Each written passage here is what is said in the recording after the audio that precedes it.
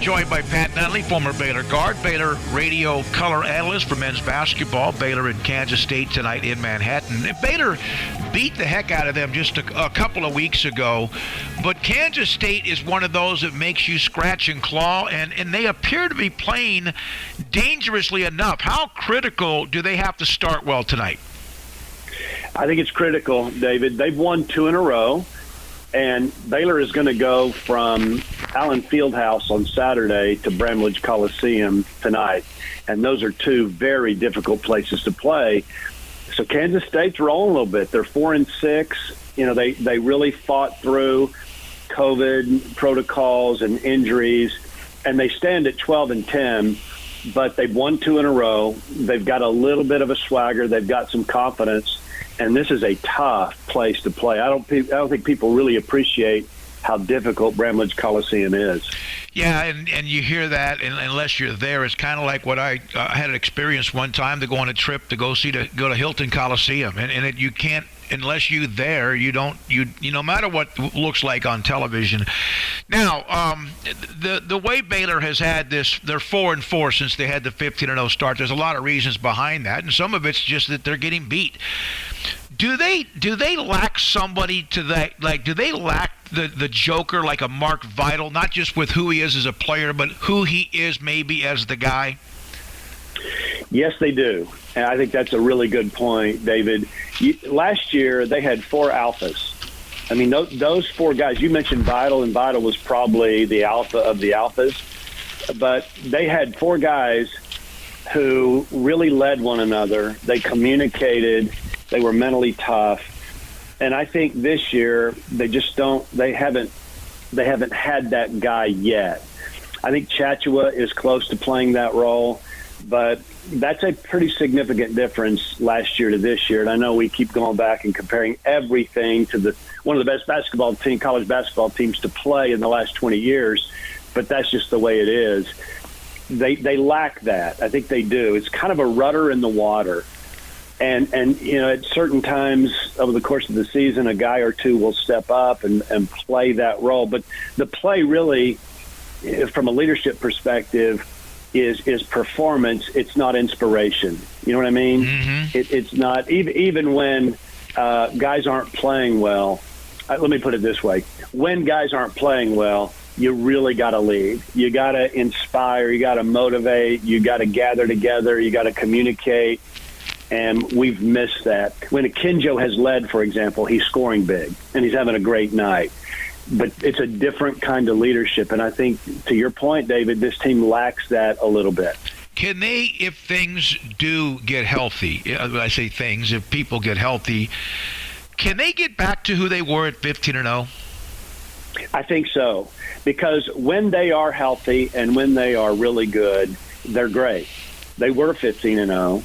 They're very balanced. They can switch every screen. They've got offensive firepower. And I keep going back to Villanova, but that was historic defensively. Mm-hmm. Haven't really sniffed that yet, but we know we can do it. Just haven't been able to do it. And I think if you're going to point at one thing, it is the injury situation, because not only do you take key players out of the lineup, you have a different composition of the team. Having Cryer does hurt in terms of scoring ability, but now you've got a different vibe. I think Akinjo and Cryer had really developed a nice 1-2 punch in the sense that Akinjo knows where Cryer's going to be, Cryer knows where to go, and they play really well off one another. And if you take that out of the mix, it's tough. It really is, because offense is about chemistry. Defense is about principles and rules, and we've lacked that chemistry because of the injuries. In football, you hear about there's a number 1 receiver, like there's the guy, and then sometimes the number 2 receiver gets big numbers, whatever. I'll use the example. Michael Irvin was the dog for the Cowboys in receiving, and of course they had other weapons, Emmett, Croy, and Novacek, but Alvin Harper benefited because of all of it. And then he went to Tampa and never really produced much, and he was overpaid.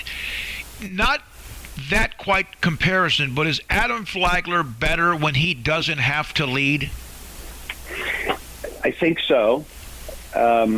And he is a great kid, and I think he's got that in him.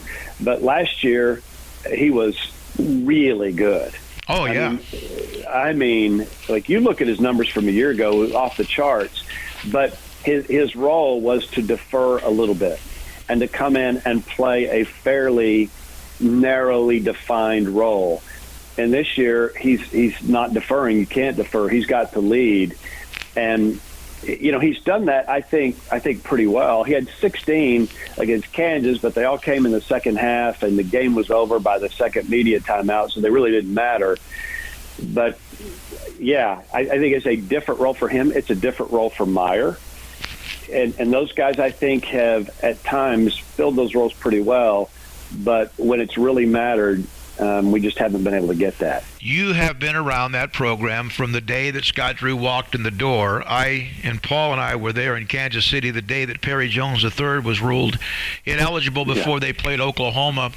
And I remember the look on Scott's face. They had just found that out. I mean, he, as you could imagine, was angry. You rarely see that. There's a few glimpses behind the scenes in these little documentaries and whatever. But was that as mad as you've ever seen him in that game against Kansas when he got the technical foul? He was pretty mad. And I think, David, the circumstances warranted a technical foul right there, because that team needed a slap in the face, and it wasn't happening on the floor. He just needed to do something to throw cold water in their face and wake them up a little bit. And that doesn't happen very often. I mean, Scott, I think, was very selective about the technical. If that's a close game, he's not getting the technical. Sure. He's going to complain. But in that situation, he had to do something. And so he was plenty mad. But he's been mad before, where he was able to subdue that in terms of where the game was, how his team was doing. So I think that was largely circumstantial, but he was plenty mad, no question. Well, reason to be. Yeah, and almost, if you look at the situation, to come on the court like that, now the official's the one that put his arm out, but any kind of thing like that, you could have even seen that lead to an ejection. And we know that's almost respect to him, because they're like, whoa, that's Scott Drew doing that, which you have to wonder if the official has to go, man, he doesn't do that, so it has to be something beyond. Do you feel like the burden of being the national champions has been a problem at all at any time during the year, and especially when things start to go wrong? Maybe a little bit. David, I heard Coach Tang talk about the issue of winner's fatigue. I thought that was a really interesting comment, where winning starts to become a little easier just because you've done it, you get it, you expect to win every game. And with their ability and their talent, they can do that. Now, they've had to scratch and claw. That 15-0 record, they earned that. Mm-hmm. But I think there may have been a little bit of that. And the two losses in a row were, I do believe, a wake-up call.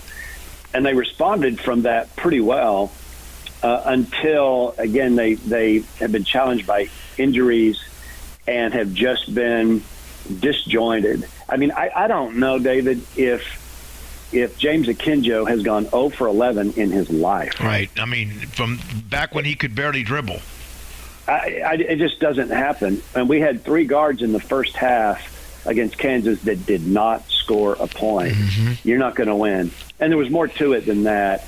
And then that was the alarming thing, is I don't think they competed. I really don't. Right. You can just see it, kind of feel it. And back to your point earlier, David, Coach Drew said about his team last year, that was a player-led team. And that's not an understatement.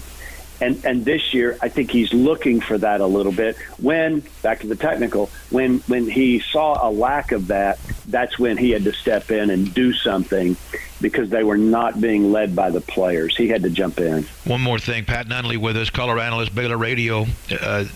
Does the downtime or not enough players, that's not, downtime's not the right phrase, but not enough players to truly in practice get sharper and sharpen that edge and compete, does that hurt more on offense or defense? That's a good question. I think both, really. You got to practice. I mean, in fact, again, here we go last year again, but that being in the bubble, in Indianapolis for a month. They went straight from the Big 12 tournament to Indianapolis, being in the bubble and practicing every day. They didn't lose any practice time to travel time. That had a lot to do with them getting back and getting on a roll and winning a national championship. You have to practice. I think it's both. I think it's chemistry. It is defensive principles, how you close out, you push everything to the sideline. But again, I don't think, and I'm going back to Kansas, but I don't think Kansas was that. I don't think it was fundamentals. I don't think it was principles. I think it was really understanding the game plan, executing the game plan. You can't give Kansas 8 transition points before the first media timeout. You do that, you're in for a long day, and that's exactly what happened. So it's practice for sure, and I think that is critical. But it's also executing a game plan, and it just didn't stick. Going from the strategy session to the game, there was a disconnection there somewhere. Well, tough game tonight on the road. You mentioned Bramlage. Then Texas in town Saturday. They get a full week to recover their legs after winning against Kansas. And then it's at Tech. So I've said this before. If you blink or burp, you could be on a 4 to 5 game losing streak if you're not careful. That's true. And Kansas loses at Texas. They're 8-2.